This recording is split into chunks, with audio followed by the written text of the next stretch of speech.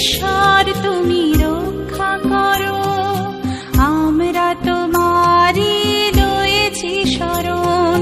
পড়ুক ঝরে প্রভু তোমার আশীষ, তাতেই ধন্য হবে সবার জীবন।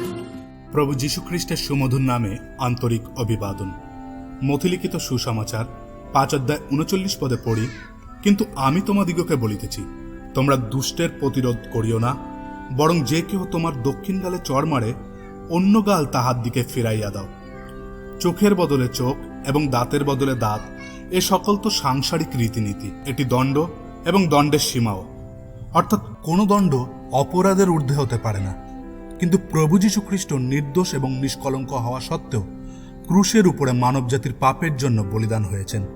তার স্বভাবে কোনো পাপ ছিল না, তবুও তিনি অসহনীয় দণ্ডকে সহ্য করে নিয়েছেন।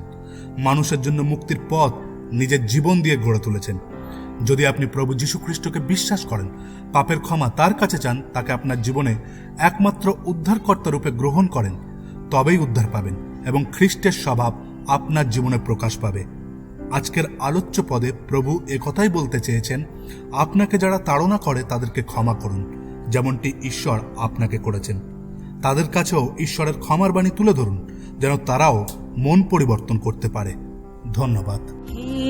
ঈশ্বর তুমি রক্ষা করো, আমরা তোমার